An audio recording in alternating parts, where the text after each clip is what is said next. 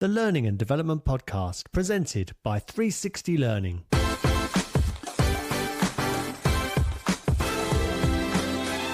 Hello, listener. Welcome to the Learning and Development Podcast. I'm David James, and today I'm going to be exploring the new book, The L&D Leader, with its authors Laura Overton and Michelle Ockers. Laura, welcome back, and Michelle, welcome to the Learning and Development Podcast.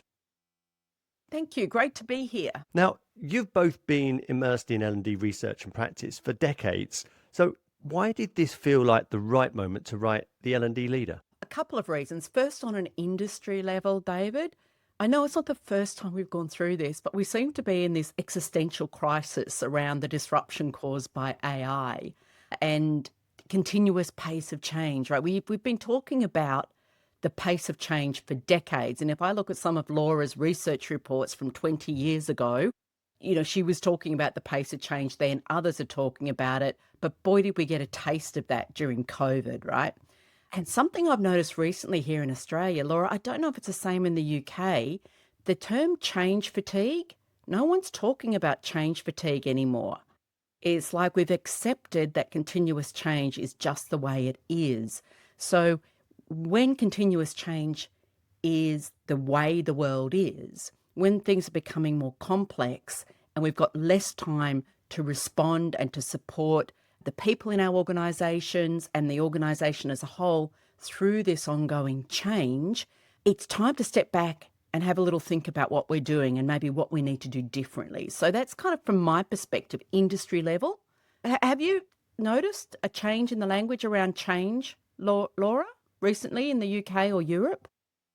Well, I think we're talking about change a lot, but it's almost like we can't do anything about it. So I think there's a little bit of confusion about, where do I go from here? Because now I realize I can no longer control this. So I think I've definitely seen that. And, David, you and I talked about the need for this book called The L&D Leader. I think, was it 5 years ago, wasn't it? It was. I think it was before COVID. I said to you, I've got this idea, I'd love to do this book. And you said, yeah, we need it. And then COVID happened and I had the most amazing opportunity to work with Michelle during that period where, we were looking at how practice was emerging from change. And it just made more sense. And so I just couldn't wait to revisit the topic. And I was so thrilled that Michelle was willing to co-write with me on that, and the fact that we could work together on this issue, because it's a global issue. The fact that it's here to stay, and we need to have agency in that space. I think, Laura, the other aspect of why now, like why do we write this now, is at a personal level, we were both ready for this in terms of we came together with a body of evidence from different parts or different perspectives, different lenses, different bodies of data that we both wanted to do more with, but to do more with not just to look backwards, but to look forwards and go, what can we learn from what we've already heard, what we've already seen through Laura's benchmarking data and my body of evidence through, my podcast case studies, to say, well, where does that leave us now in this moment and into the future? What can we learn from the past to carry us forward into the future, given we are now in this environment of continuous changing and complexity? You raise a really good point there, Michelle, because I think that the expertise probably resides in these capsules, your podcast episodes, mine, and conversations as well as assets around the world. But to your point, I think that in those last 5 years, things have fundamentally changed. I wouldn't be surprised, I'm sure there's some research on it, that books published within a certain timescale are seen as not as relevant now because the pace of change is so fast. And so this book right now, which talks about L&D leadership in the context of post-COVID, now we are in the depths of AI. And I think that's really important to acknowledge here as well. That's not just a technological shift, that's a sociological shift. The expectations of every single stakeholder that learning and development leaders will come up against has shifted. Those expectations have shifted, and so the role of L&D has needed to shift as well. Is that something that you'd recognise? I think so. I mean, we talk about our expertise and what has worked for us in the past. doesn't necessarily mean it's going to work in the future. In the past, there was more hierarchy, more structure, more understanding of this is the way that we do things, and this is our role in organizations and our role in society as learning and development professionals.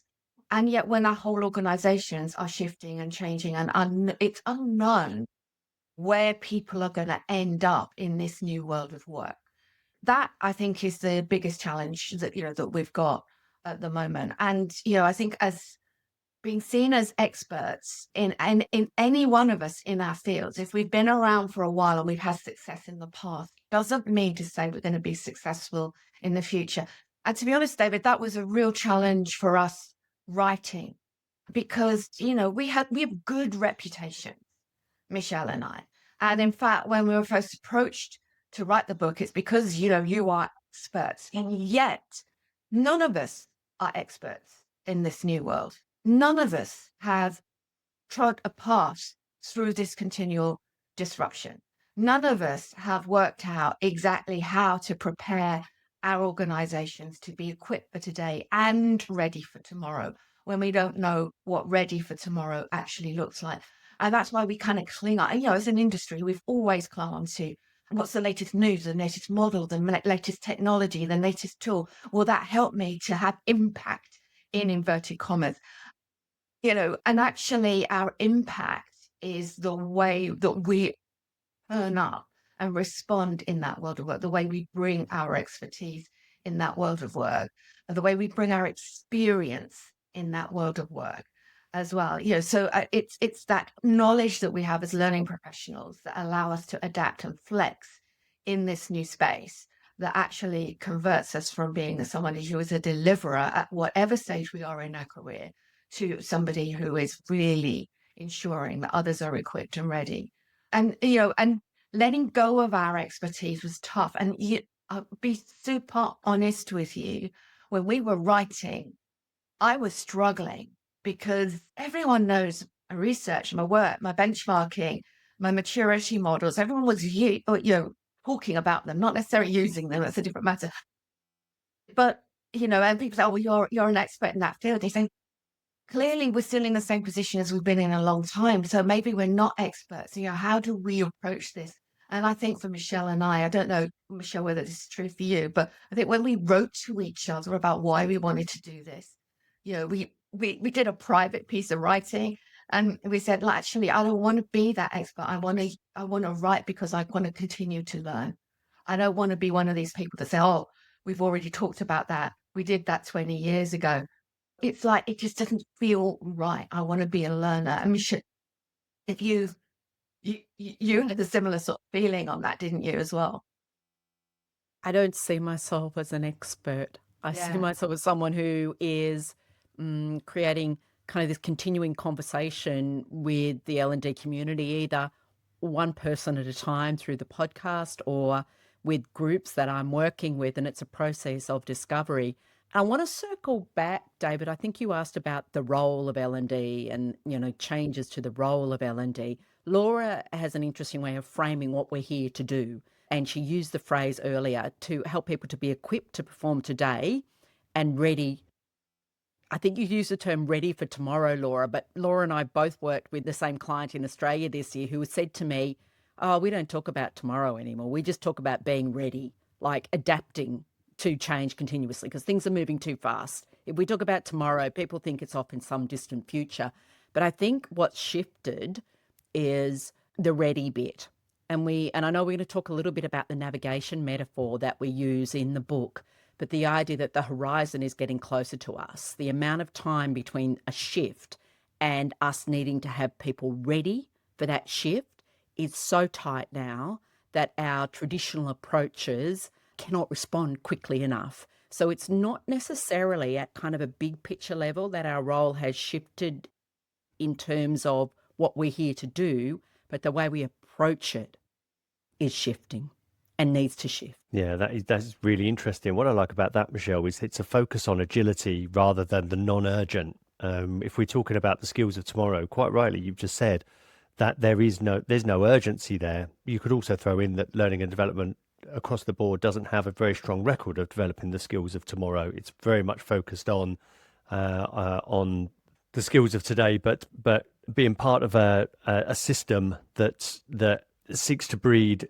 agility seems to be a more appropriate response to constant change then. Yeah, and we do give some examples in the book of that. We've got a chapter which is about this idea of helping people to be ready and the horizon getting closer. And when we started writing it, and ostensibly on the surface, it's about skills. But the more we dug into the question of skills and how do we help people with this reskilling and upskilling, the constant skills obsession we seem to be in the middle of, and we unpacked a couple of really good quality case studies about very different approaches that McKinsey took using what they call a skills surge approach, and then a company called EPAM Systems who have really built out more of what we tend to go to with the kind of the full skills architecture and starting to reorganize work based around skills. There was this extra dimension that dropped out of both of those examples, which is about learning agility, learning culture, supporting people to be able to shift without us having to be there to provide a course. So that's the real opportunity and the real space. We've been talking about learning culture, learning agility for a while, but we see this as an inherent part of both of these examples and a part of what we need to become more adept at, more comfortable with, which means working with many other teams in an organization. You talked about systems and being part of a system. That's exactly what it takes in complexity and in change, to be seeing ourselves as part of a broader system and working across that system.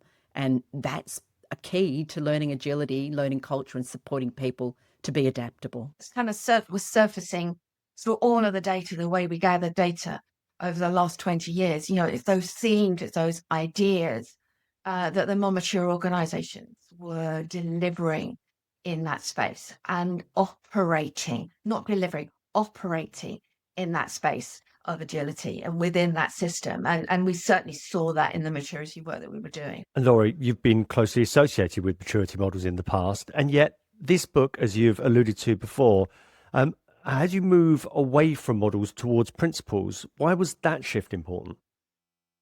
David, we both know that a great maturity model that actually is helpful for people to say, okay, well, where could I be? Where might I be?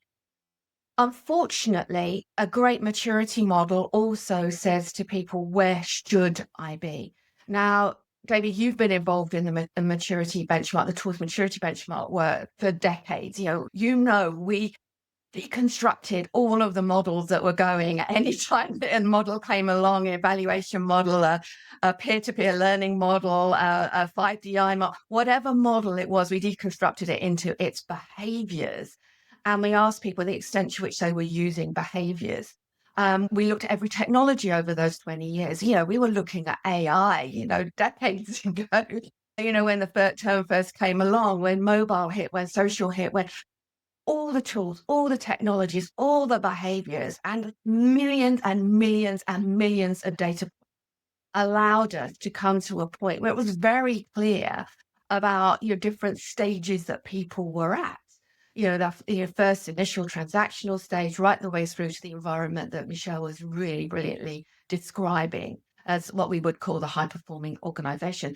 And we had in that model the opportunity, the fact that you've got a pivot point of change. You can't just automatically move from one to another. Sometimes we need to let go.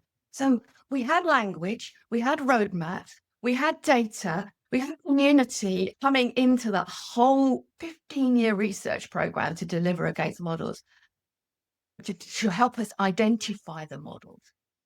And yet we're still 20 years on discussing the same issues. For me personally, something had to change, because it was very clear that having a great model, a great tool, a great technology, and being able to talk about it at conference and discuss with each other how everyone else is doing it wasn't helping us as individuals make a difference and make a change. And it was hurting me personally, because the models were there, but the models, they can restrict us and they can create shoulds And I found in our own maturity, people say, well, I can't get there. I'm stuck here. I'm going to stop trying. So sometimes models can actually crush our ambition. And that's where I was like, okay, something's got to change. In all of that data, in all of that community-driven expertise, it wasn't Laura and the Tools Maturity team creating this. This was a massive community across 15 years of people looking at this challenge from so many different directions with a common goal of how do we deliver business impact. All of that insight, there had to be something else in there that might help us start rather than tell us where we ought to be, in inverted commas. And that's why I love models. I love the maturity models. They set expectations, but when they start crushing us and make us think we can't do it, something has to change. And so for me, it was about how do we go back to first principles? Is there anything in that community wisdom, that data, that insight that actually would allow each of us, whatever stage we are at our career, to start to flex that maturity muscle, to spot it, to grow it, to try it, to see it. And that's where looking at the data with that sense of, where are the first principles? Where are the things that actually worked right the way throughout continual changing, that have worked throughout the recessions that study went throughout the dot-com bubble where that study was burst, throughout all the technology disruption that we've had throughout throughout AI and throughout what's going to become after we've become accustomed to AI and the next wave comes through. Is there anything of that ancient wisdom, that kind of core principles that we can start to grapple with now with language that's easy? And that to me doesn't dismiss our models, but allows us to assess them, to explore them, and to be ready to create our own as well. Yeah, I love a model. I love a maturity model, but not when it crushes our ambition. No, I couldn't agree more. You mentioned it earlier that the Polynesian navigator metaphor runs right through the book. How does this idea of wayfinding help L&D leaders think differently about delivering business value? It's got tremendous power, and it's such a big story, David. A real world metaphor that we've built off. So I'm going to tell just the bare bones of it here. I'll share the bare bones with the listeners. There is a free chapter that you can download where we write about the metaphor. So you can download that from the Kogan Page website from our book. But about 50 years ago, there was a group of 3 Hawaiians who just got a bit frustrated and fed up with Western academics telling them that there was no way that 2,000 years previously, their ancestors could have sailed from Hawaii to Tahiti without any instruments. And they set out to rediscover, to show how that might have been done, to learn about how that might have been done. And they built a traditional canoe, double-hulled canoe called the hokulea, and they found one person out on a remote island, Maupalang, who still knew the ancient ways of navigation. And they set out to recreate the voyage. The ancient ways of navigation were all about reading the signs from the environment. They were about reading the swells, reading the currents, the patterns of the waves, the wind, what was happening with birds flying through the sky.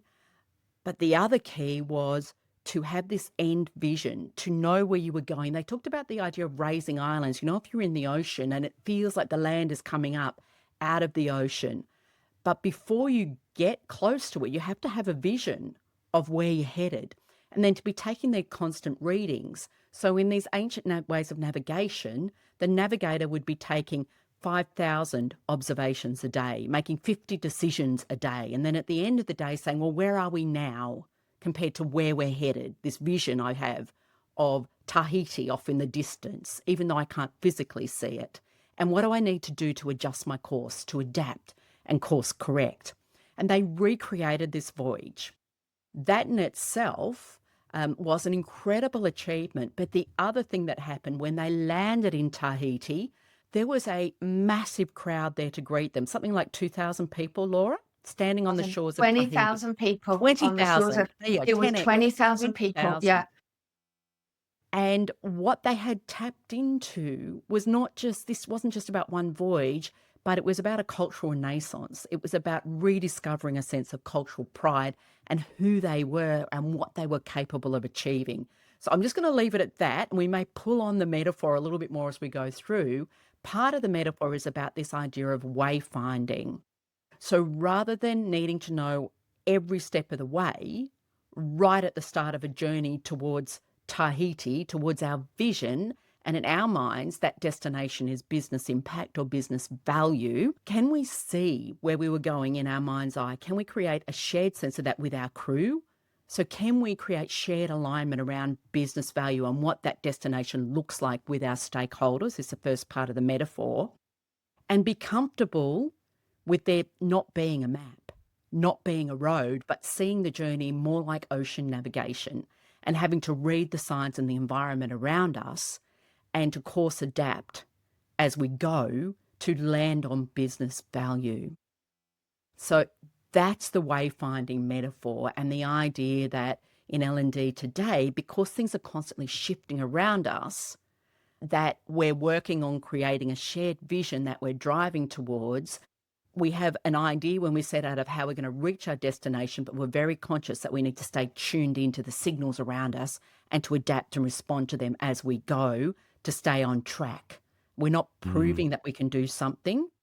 We're using the signs and signals and our progress to continuously improve as we move towards business value. So that's the metaphor in a nutshell, David. I love it. It's so powerful. And as you were saying that, Michelle, I couldn't help but think about my roles as L&D leader, convincing stakeholders to put to one side their preferences and what is popular, and to believe me that it's worth doing something harder. Now, I don't want to trample on the analogy anymore, and because I know that the listener will have their own version of how that maps to their reality as well.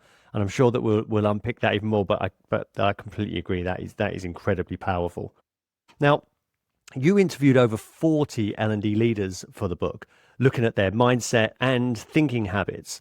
So what did you notice about the differences between leaders who are truly impactful and those who get stuck? So this was a question Laura and I had talked about many times before the pandemic, and the pandemic gave us an opportunity to lean into this. So the question was, why, when all of this knowledge around practices that make a difference in learning and development, when that knowledge is public domain, when it's out there and it's accessible to everyone, what distinguishes those L&D leaders and teams who can take this and adopt it and do something with it from those who can't, or who struggle or seem stuck at these kind of lower impact practices? And our hypothesis was that our mindset had something to do with it. So you talked about specifically about thinking habits, like physical habits. These are just ingrained default ways that we respond to situations, that we see important aspects of our professional lives, like our role, our value, the way we think about risk and innovation. And so what we noticed was that as we interviewed people, and as I looked back through my podcast interviews, and Laura and I looked at different L&D leaders that we had been exposed to and worked with, there were differences in the way they thought. And Laura, who is a fantastic pattern maker, distilled this down into this idea as a star compass, something she calls being smart bold. Do you want to unpack smart bold for us, Laura? Yeah, it's about the thinking habits that we have carry around in our heads. It's not necessarily our practice, but our approach to our work, the habitual way in which we think about our work and our role. And David, you've been around. Sorry, don't mean to be rude, but It's true. But we've all seen this kind of sense of like that the maverick. I'm just going to do this. I'm going to try this. They come into an organization, and they've been paid to come into an organization to shake things up and to make things happen and to break things and move forward and all of that kind of stuff. And that kind of brassy, bold, courageous, like I'm just going to go in and make a difference, doesn't last. It doesn't stick. But what we noticed in the Emerging Stronger podcast that Michelle was talking to, and the 40 interviews that we did as a result of this book, is that there's a different type of boldness, which we call smart bold, smart courageous, that the introverts are showing. those that haven't got a platform. But that smart bold is about, we've already talked about business first. What direction are you facing? Can you see, are you hungry to make a difference in your organization? Or are you hungry to have learning as being your number one priority? Is it making a difference, or is it delivering and developing great learning? B is business first. O is open-minded, our ability to be able to observe and see what's going on around us, our ability to understand that business goal might not just be our goal, but the goal of others who may also be approaching things differently, being open-minded about ourselves, our biases. L is being leading and learning, is our opportunity to, are we willing to actually not only try something, but willing to learn from it as a result of that as well. And we saw that people who were really experienced, had a lot to lose with their reputation, were still willing to place bets and to try things and to explore things. But D is for deliberate. They were also intentional. It's not just about the data, but it's about their awareness of the environment, awareness of the timing. Is now the right time or not? So bold is that internal compass that we carry in our heads with simple language. And it was one of the things that first drew me to the navigation metaphor, to be quite honest. It's because I was looking for a compass metaphor that wasn't just about north, north, north all the time, because we're really good at talking about business value. And hand on heart, all of us here are passionate about that being our true north.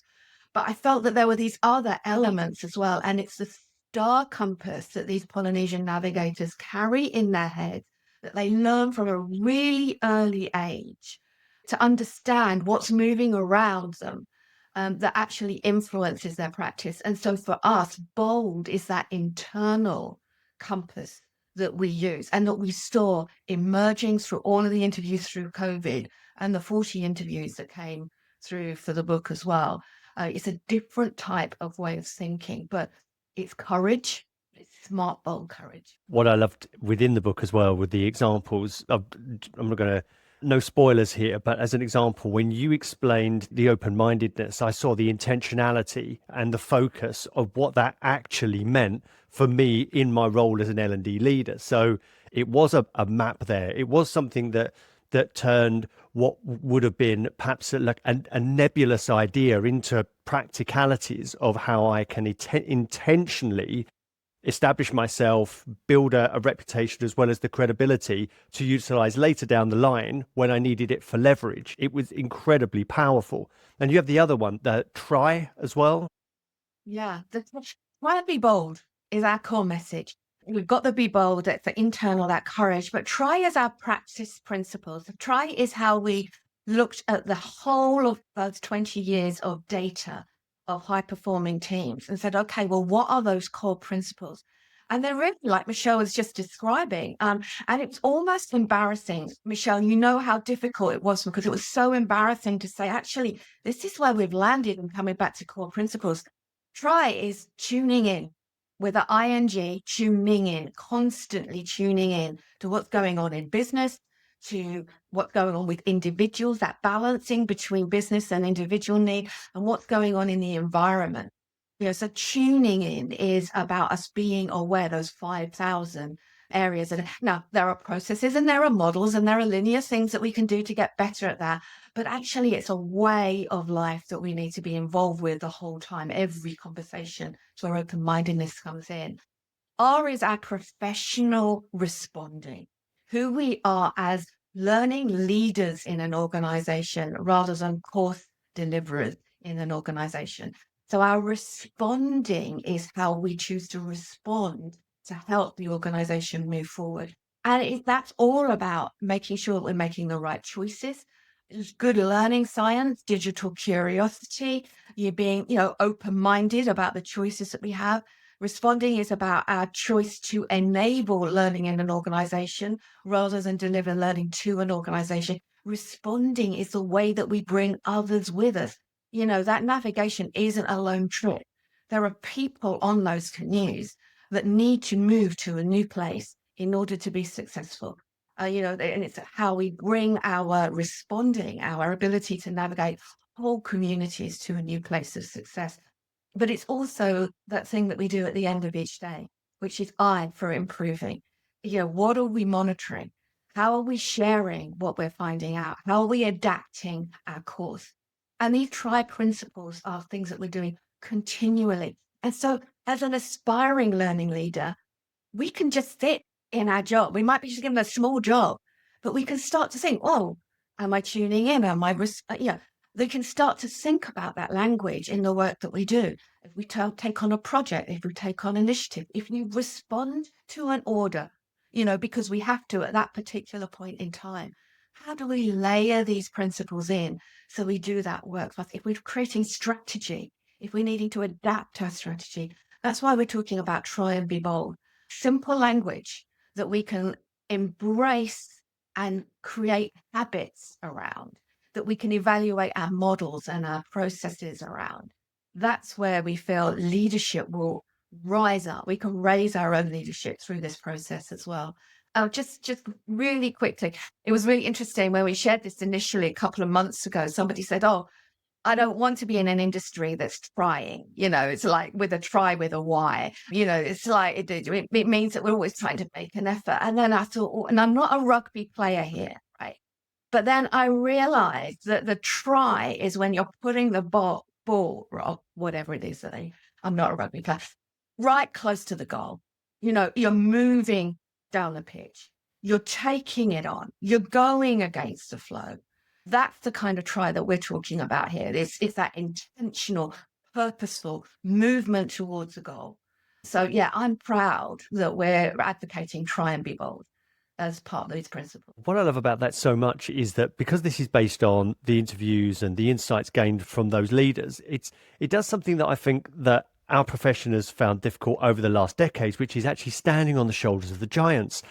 The books and the practices have already been written. The leaders have led since well before I was in the profession, maybe even you. The examples are actually there, but so often we start from scratch. Now, I'll admit as well, Laura, I'm no rugby player, but it seems to be from reading your book that you've got a greater chance of learning from the leaders who have develop these principles already, succeeded, learn from them, and get closer to the goal line. If you begin close to the goal line because you've learned from everybody else, then you've got a much greater chance of taking the ball over the line yourself from there. But if we think that we're reinventing this all along, if we're the maverick who thinks that this is with a sheer cult of personality, you can improve learning, you're picking the ball up way, way back. And you're doing things harder than you possibly can. But I suppose this leads me on to my next question.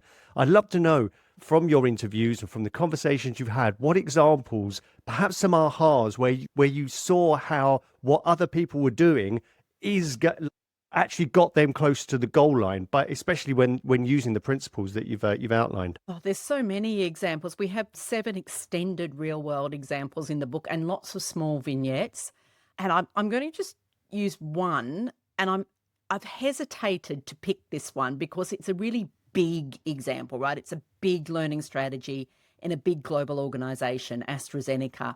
But the message I want to send is this is very accessible. And what we've tried to do right throughout the book is say it doesn't matter where you are in the organizational structure, how long you've been in L&D, what kind of organization you're in, you can apply these principles to your context. So I'm going to caveat what I'm doing here. It's just for the sake of illustrating with one kind of complete example some of the ways in which these principles can work. And we've given so many examples, David, because we've not wanted to be prescriptive, because there is no one way to apply these principles. It truly is about moving in your own environment, reading your own signals, and figuring out how to navigate towards business value in your setting.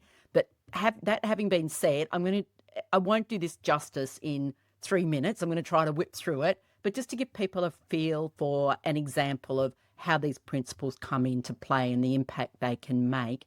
So with AstraZeneca, we interviewed Mark Howells for the book, who was the head of learning at AstraZeneca. And I also have a podcast conversation with him. So the challenge that he was facing, they've got 85,000 employees over 100 different countries. They had 75 different technology platforms, lots of silos. The content was mostly in English, despite the fact they had, multiple languages, many languages in the business. They were also spending a lot of money, but not necessarily getting the impact they should. So they used some external benchmarking to show there was a gap between what they were spending and the impact they were getting. They also had a new business strategy, growth through innovation, which required a far more adaptable workforce able to respond to change and to make shifts. And their business is all about innovation. So if we think very briefly, I'll just pull out a few examples of what these principles looked like in action in this particular example. So with tuning in, the first thing he did was tap into their business strategy. Now, they had an obvious strategic pillar to tap into, AstraZeneca being a great place to work. And he kind of backed learning transformation into that. Sometimes it's not so obvious and you have to work a little bit harder to create that shared alignment. But in this case, there was a great opportunity for obvious alignment to the business strategy. And he focused on 3 business critical needs around leadership behaviours, upskilling and reskilling, and driving a leadership pipeline.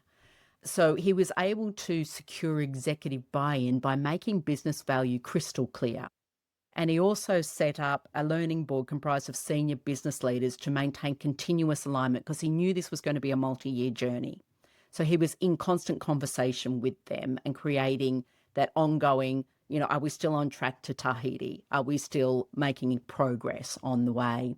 In terms of responding, there's a few different things that they did, but some of the key plays or things they used in terms of choosing their response.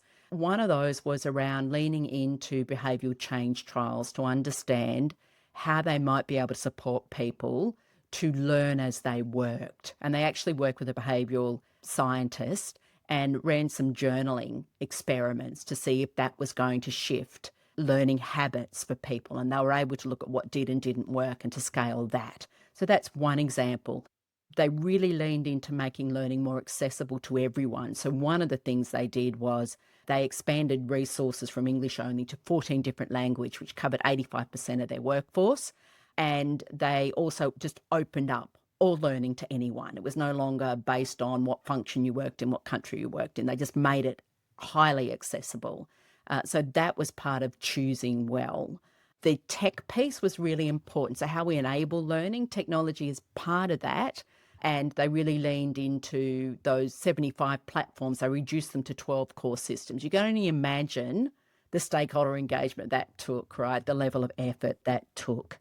They, there's a couple of examples there of how they really deliberately chose to respond to the situation they found themselves in. And then in terms of improving, they tracked 26 business relevant metrics quarterly. So it wasn't just around learning activity, learning completions. They started having a conversation with that advisory board at that senior level around business relevant metrics, as well as the learning metrics, and talking about, are we on track? What are we seeing? What are we noticing? What progress are we making?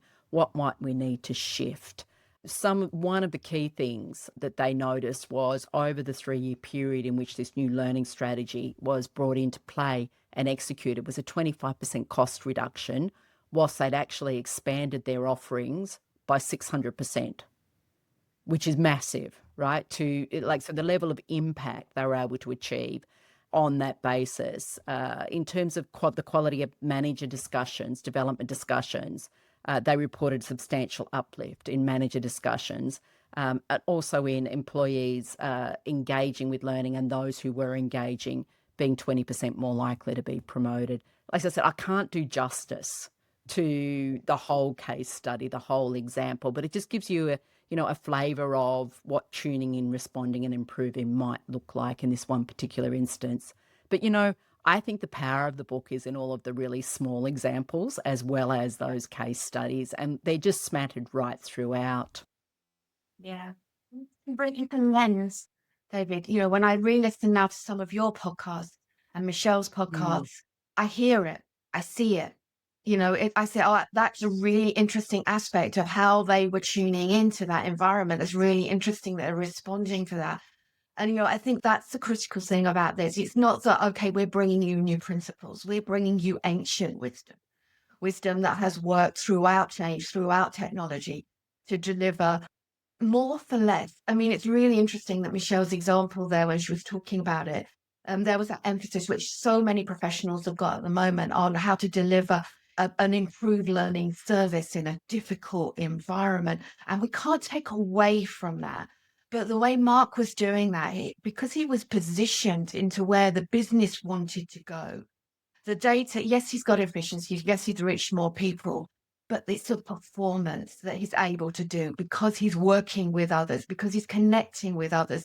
It's not just delivering more courses for less money, which is that ancient thing that we all wanted to do, but it's actually about how positioning ourselves better can allow us to do that and deliver performance and deliver culture change and get more people on board with learning and growing and adapting and changing and being more agile as an organization.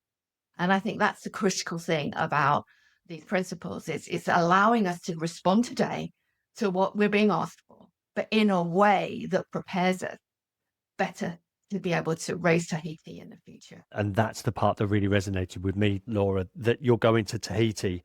You're not going to go quickly around the block and then say that you've been on a worthwhile journey. You've got a vision in mind. It sounds like Mark's example there really was that. And then it's true leadership, as you've outlined, which is one of those phrases which is easy to say, but was illustrated brilliantly in your example there, Michelle, and well worth exploring deeper into the book.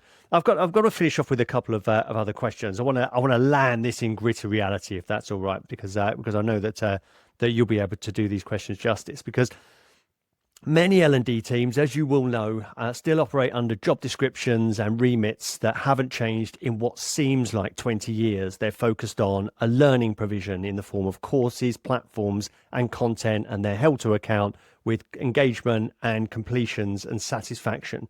So what practical steps can those L&D professionals take to progress from that space? It really comes down. It's simple, isn't it? It's not simple. So there's a number of immediate steps. First, when it comes to responding, which is really what we're talking about, the default response to courses and content, stepping back, choosing well. So applying learning science, like when we think of the Hokulea, this twin-hulled canoe, what brings a twin-hulled canoe stability is the fact that you've got these two hulls. In our metaphor, those two hulls are learning science and digital curiosity. So grounding ourselves, finding our stability in our professional practice around learning science, and then being digitally curious allows us to open up our options from the stable foundation of understanding why learning does or doesn't work and what makes for effective learning practice.